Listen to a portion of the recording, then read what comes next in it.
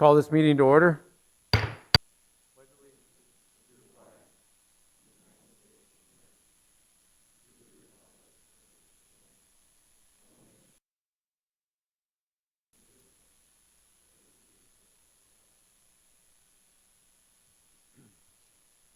Thanks for everybody.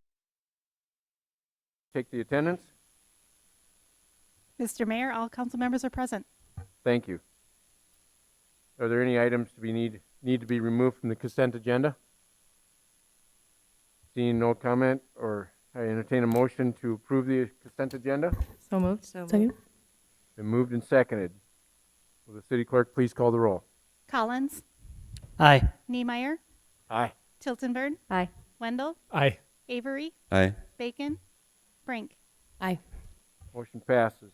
All right. Item 5, open forum. SDSU Student Association report. Please state your name because I don't think I know you, sir.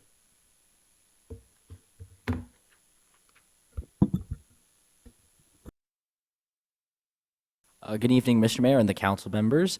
I'm Michael here on behalf of the SDSU Students Association Senate. Anna Shane is our government affairs chair, but she could not be here tonight because she is back on campus dealing with the Opportunity Center listening presentation. So you guys are stuck with me tonight. All right.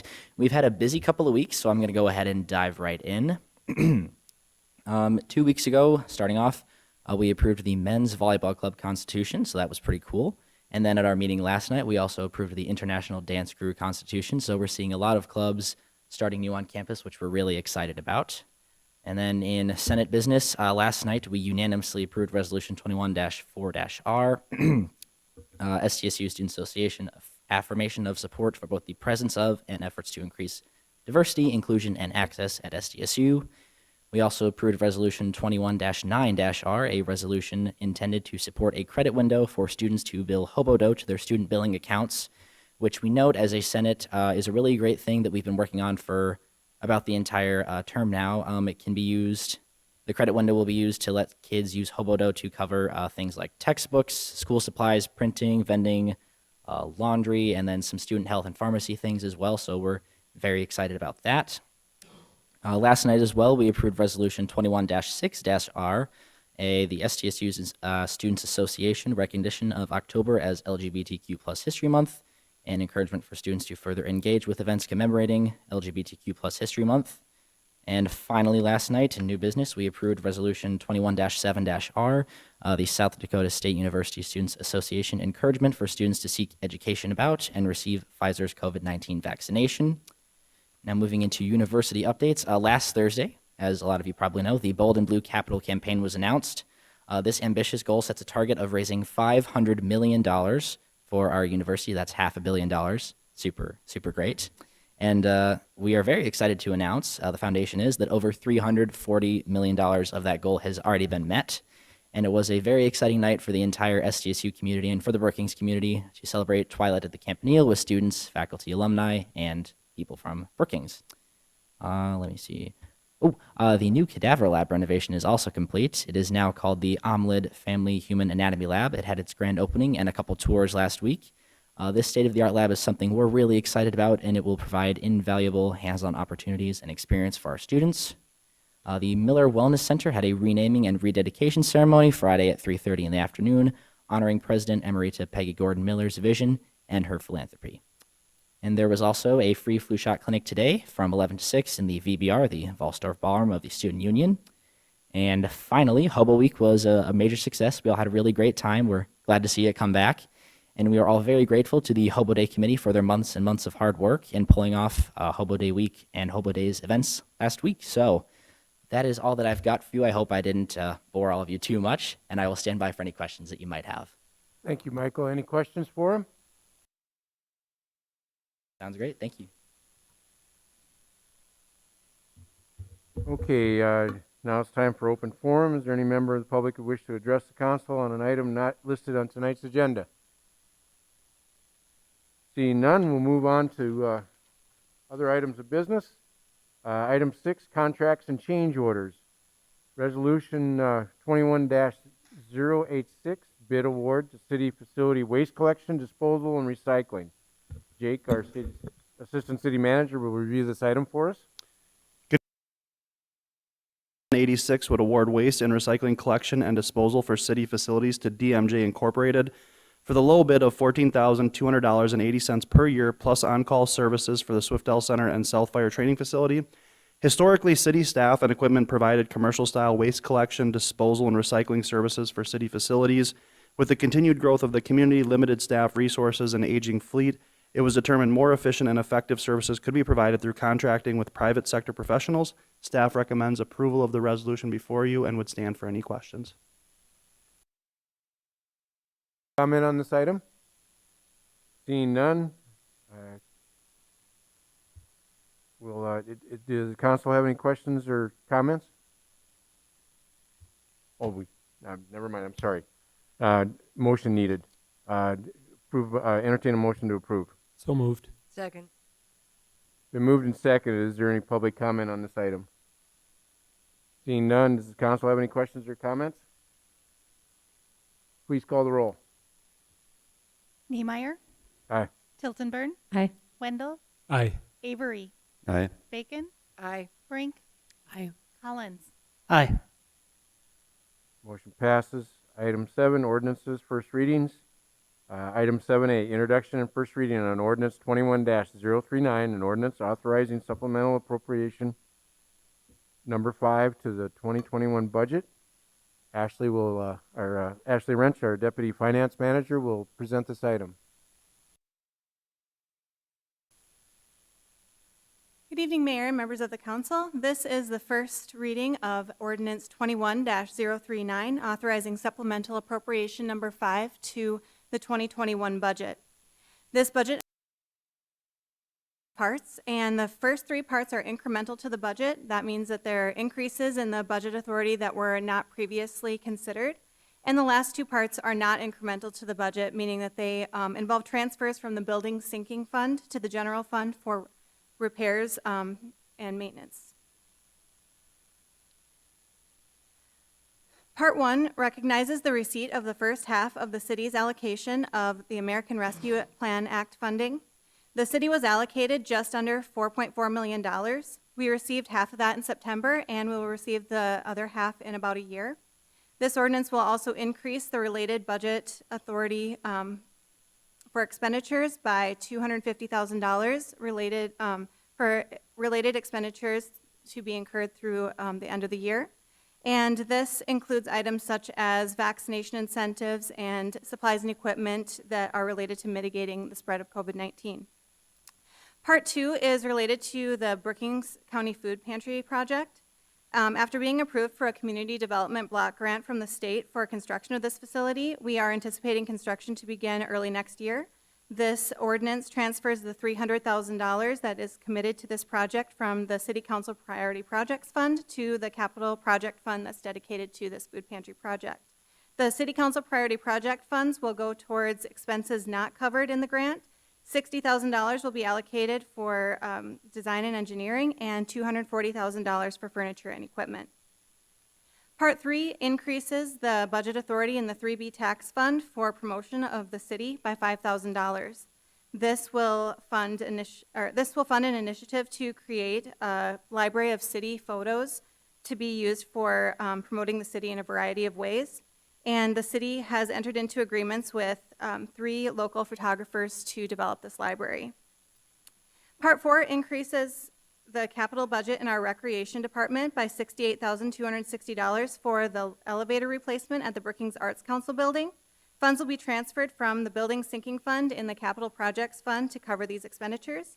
And finally, Part 5 will transfer funds from the building sinking fund to the general fund to cover the city's portion of costs associated with the air conditioner breakdown in the city county building during the summer. This includes portable AC units and a temporary chiller rental. And insurance claims have been filed for this, which may ultimately offset these costs. The second reading of this ordinance will be on November 9th, and I'll stand by for any questions. Thank you. Thank you, Ashley. Are there any questions from the public? Any comments or questions from the council at this time? Seeing none, thank you very much, Ashley. Move on to item number 7B, introduction and first reading on ordinance 21-037, an ordinance for the 2022 budget appropriation. Paul, our city manager, will present this item. Thank you, Mayor, City Council member. Has been presented over the last few months. Tonight is the first hearing for this budget. The final hearing will be changes by City Council. As I mentioned earlier, the council has held three budget workshops since August to discuss major components of this budget. In a nutshell, the 2022 budget is a $52 million budget, which is about $1 million less than the 2021 budget. It also is a balanced budget, which we always strive to present to City Council. We have added 3 dispatchers within this budget, mainly impacting the general fund, which is necessary to provide necessary emergency services for our community. We are projecting positive sales tax as we continue to move forward, and continued efforts to streamline the budget with operational efficiencies and organizational improvements. I would like to personally thank Jake and Eric and Ashley for all their hard work on this budget and the preparation and putting things together, and just as importantly, all the department heads for their efforts in cutting operations to provide this balanced budget as well. With that, I'd stand for any questions council might have. Comment on? Seeing none, is there any council questions or comments? Okay, thank you. On to item 7C, introduction and first reading on ordinance 21-038, an ordinance rezone lots 2 to 5, block 5, Business Nest Edition, from a Business 2 district to a Residence R3 apartment district. Mike Struck, our Community Development Director, will review this item for us. Thank you, Mayor, and audience at large. Ordinance 21-038 is a rezoning ordinance for an area along south of A Street South. Also kind of referenced behind the Casey building on A Street South. A little bit unique is in the late 1990s, this property was rezoned from R3 to B2. At that time, the owner had an interest in providing some business services in that particular area. Times have changed a little bit. They've looked at housing needs of the community and are proposing to rezone this back from the B2 to an R3 district, which is an apartment district. This is consistent with our future land use that does identify this area as medium density residential, which could support up to 12 units per acre. This is also consistent with your economic growth goal of your strategic plan and providing additional opportunities for residential density development to support our workforce in the city of Brookings. It does come to you with a 5-0 recommendation for approval from the Planning Commission, and the Development Review Team and staff support the rezoning request, and I would stand for any questions you may have. Thank you, Mike. Is there any public comment on this item? Seeing none, is there any council questions or comments? Councilmember Wendell. Thank you, Mayor. Mike, if we think about the rezoning of these lots into a potential apartment-style living option, what does that do to traffic patterns on 7th Avenue South? And we think about increased volume of traffic in and out of the potential dwellings there. So we did have discussions with the developer at the Development Review Team. What we would be encouraging them is to look at probably about 2 access points along 7th Avenue. Try and front the buildings along 7th Avenue with your parking to the west, and that way you can kind of limit the access points there. 7th Avenue, we do anticipate will increase with traffic flows upon the completion of the 7th Avenue South, 15th Street South project, because it provides a direct connection from 20th Street South all the way up to A Street South. In addition, it's a primary transportation route that would lead directly to Maderi Elementary School. So we do anticipate that those traffic patterns will be changing. The nice thing is the properties in the Pheasant's Nest Edition to the east, they do not have direct access from their rear yards that are abutting this area. So the control of access will primarily be in this particular development, and we'll work with them through the platting process to try and the site plan review to limit those access points. but we do fully anticipate that traffic will increase. Thank you. Is there any plan to do an alley on the backside of these properties? Not per se like a traditional alley that would connect, up to 8th Street or anything, but what we're looking at is, whether they do a larger parking lot or if they have attached garages that would serve some of the units with additional parking is ideally probably 2 access points from the north and south portion, if at all possible. Work with the adjacent property owner with that service road that services the Normandy mobile home park, if they could come off of there, and essentially would somewhat act as an alley, but it would really be on private property and be paved, and it would serve the west side of their project. Okay, thank you. Any other comments? Thank you, Mike. This will be, we'll return to this on the next meeting on November 9th. Okay, public hearings and second readings. Item 8A.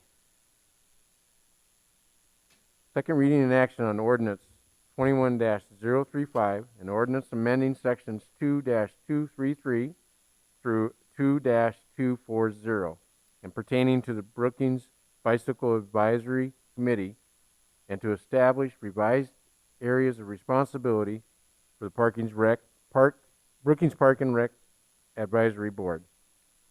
Dusty, our Park and Rec Director, will review this item for us. Good evening, Mayor. Ordinance 21-035 will reestablish the Bicycle Advisory Committee as a subcommittee of the Park and Recreation Advisory Board. Moving forward as a subcommittee, the group will continue to have a voice in the priorities of the Bicycle Master Plan and will provide input on bicycle needs and opportunities in the community. Thank you, Dusty. So moved.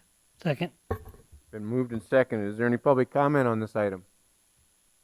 Seeing none, does the council have any questions or comments? Please call the roll. Tilton Burn, Aye. Wendell, Aye. Avery, Aye. Bacon, Aye. Brink, Aye. Collins, Aye. Niemeyer. Aye. Motion passes. Item 8B, action on resolution 21-087, adoption of the 2021 Parks and Recreation Master Plan. Our Park and Rec Director, Dusty Rodick, will review this item also. Should have stayed up here. Thank you again. As you're aware, was given a presentation by the consultants, and this resolution is presented in the hopes that you will adopt the 2021 Park and Rec Master Plan, and upon adoption, the Park Board will work to prioritize key objectives for recommended implementation through operations, policy, and capital improvement. Thank you, Dusty. Entertain a motion to approve. So moved. Second. Been moved and seconded. Is there any public comment? Seeing none, is there any council questions or comments? Seeing none, please call the roll. Wendell, Aye.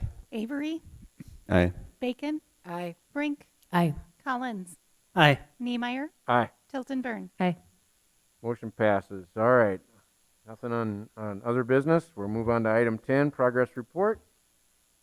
Jake, our assistant manager, will run us through the progress of the last month. Good evening again, Mayor and members of the City Council. As usual, we start with the update there is all easements and rights-of-way necessary to construct the project have been obtained. Next steps will be a bid letting that is planned, and we still are on track to construct in 22 and 23. This is kind of a boring update because it stays very consistent, but that's also a good thing because we're staying on track and we're moving forward with this project as anticipated. We've taken some great steps on our police facility to explore that. We have recently entered an agreement with an owner's representation firm. They're Tegra out of Minnesota. As the next steps for that, one of the things we're required to do by state law is come to a construction manager at risk resolution One of the beauties of Tegra is they helped Sioux Falls write theirs, and they were one of the first ones in the state to have this type of resolution. So we plan on bringing that back probably early December for City Council review. From there, Tegra will go ahead and assist in assembling a project team that will include the architect, design, and construction manager, and then we'll go into the process of reviewing the facility in more depth to look at a new build versus renovation and moving forward towards developing conceptual plans as well as more firm initial cost estimates. We're in the process of wrapping up a number of our construction projects within the engineering division. Jefferson Avenue, as you can see, is primarily finished. The only items remaining is a little bit of landscape restoration as well as the punch list. We will complete that by the end of this month. As a reminder, this included the sump pump pilot project. BMU is administering that program on Jefferson Ave, where they are installing a separate pipe in the street or boulevard called a sump header for the purpose of collecting sump water and sending it to the storm sewer. They are offering to connect residential sumps to the system for free of charge if the homeowners chose to do so. A Street in Madera, again, this is another project that is by and large completed. Just wrapping up a few punch list items. They will complete that by October 22nd of this month, and all is looking well there. 15th Street and 7th Ave continues to progress. As council and members of the public can see the entire scope for this project. The work that's currently being performed right now is forming the drainage channel, which is done, installing temporary drainage, installing sanitary sewer. They're currently installing water main, and as you can see from the nice visual, they have roughed out the roads above. They're currently installing the subbase of those roads, and the contractor is anticipating the completion of storm sewer and installation of the subbase by the end of this construction season. As we move into 2022, that's when we'll get into the roads actually being paved. A couple of other large projects that the engineering division is currently taking on. One of those was in regards to an item that had come before City Council on a future land use map amendment. We're currently looking at our floodplain development standards. The Public Works and Community Development Departments with the city's consultant are reviewing those floodplain development standards. The city will be comparing how other communities regulate development in floodplain and determine whether the current standards need to be revised based on best practices. We envision having a final report completed by the end of this year to come back before council to see what we've learned as a result of that study. We're also in the process of completing an update to our master drainage plan, also known as a stormwater master plan. The work has started on that drainage plan with the city's consultant. The consultant is currently building out the city's drainage model, which I can tell you is very technical, intricate, and difficult, and I'm very happy we have Charlie and Thad who understand those details. Key elements of the project scope for that master drainage plan include stormwater modeling, developing and prioritizing proposed stormwater improvements with cost estimates, our stormwater fee analysis, and public engagement to include community meetings and presentations to City Council. The first community meeting is planned for February of 2022, again subject to change as long as we progress on schedule. This project as a whole is anticipated to wrap up in fall of next year, so it is about a one-year project. In addition to that, you can see a couple of bike trails that have been installed. One was in Hillcrest, and then the one that you're seeing pictured, and I believe that's the one in Indian Hills. So adding on additions to our bike trails. Parks and Recreation, a number of great items have happened there over the last month. The picture in the top right shows the repaved Larson Park parking lot, which was badly in need of it and a great addition. Another wonderful addition at that park was the Harmony Park Musical Playground, which is also at Larson Park. That was about a $15,000 project that was done in partnership between the Arts Council, the Arts Commission, and the Rotary Club. I had a chance to go out there and play with it myself. I'm a little bit old, I think, but it was still fun. There's a rubber mallet and a number of xylophone items or xylophone type things that you can hit. They do say that it is mostly for children 5 to 12, but this 30-year-old still enjoyed it. A number of discovery trails have been added at the nature park. These are more of your off the path. They're more natural feels, so if you want to kind of explore the park and get away from the paved surface, there's about a 2-mile loop out there. Highly encourage anyone to go check those out.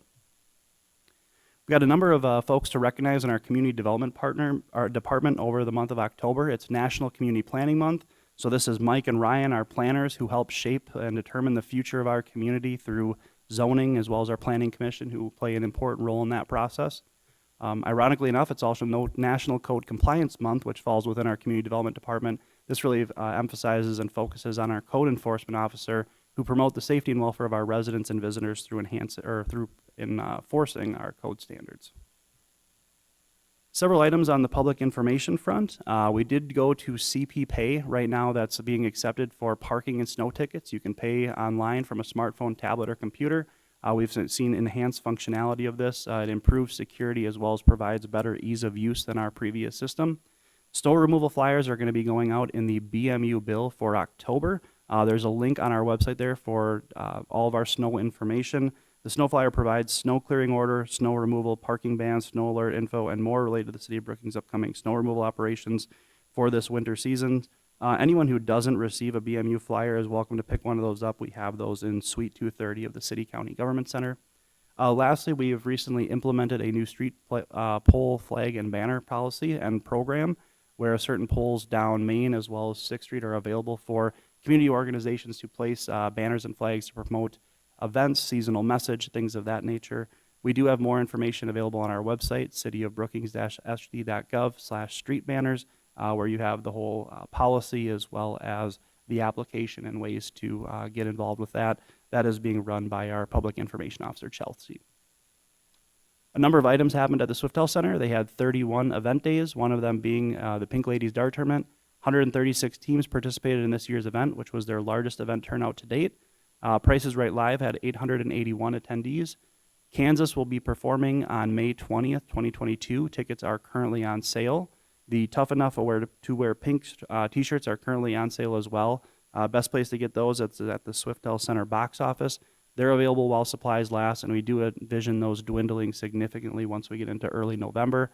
Lastly, the Your Shot to Win event, which was the COVID vaccination incentive program. We're happy to see over 4,300 folks participated in that and encourage 352 individuals who were not previously vaccinated to get the vaccine in our community.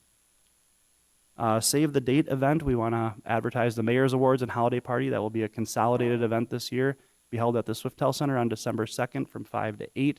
The awards themselves will be presented at 6 p.m., and that is open to all members of the public, and we encourage all to attend. Last item is we do have the COVID pod vaccine booster clinics coming up very quickly. We've got 2 of them that are planned for the 1st and 2nd of November at the Swiftel Center. A couple of different times there, 8 a.m. to 4 p.m. on the 1st, and then 10 a.m. to 6 p.m. on the 2nd. They will be able to accommodate folks who had received Moderna, Pfizer, and Johnson & Johnson. The flyer on the screen really does a great job showing some of the different things to consider there. So the Moderna or the Pfizer, anyone who's over 65 is eligible to receive it. Anyone over 18 with underlying medical conditions, some examples there being asthma, diabetes, and obesity. Anyone over 18 in high-risk settings, which they identified as healthcare workers, teachers, and grocery store workers. Anyone at home who isn't sure if they fall into one of these categories, I'd encourage them to contact their medical professional to see if they are, in fact, eligible for the booster at this time. Lastly, anyone who is eligible for the booster, we do have a couple of different options to register, as this isn't a walk-in clinic. It is a scheduled appointment. You can go to brookingshealth.org/pod, or if technology isn't necessarily your friend, you can call 605-692-2811 Monday through Friday, 8 a.m. to 5 p.m., and we've got some great volunteers at the United Way who are signing folks up. If they do decide to come in, there's a list of items to bring with them, which includes your completed booster administration form, the vaccination record card, and ID, and you have to wear a face mask to the event. Again, this is all of it available on our website as well, and encourage folks to go to brookingshealth.org/pod to review all this information. With that, I would be happy to answer any questions.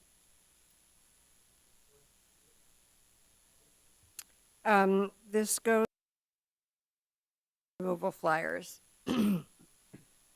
It's wonderful that you're going to get them in the utility bill so that we know that at least one lands in every home.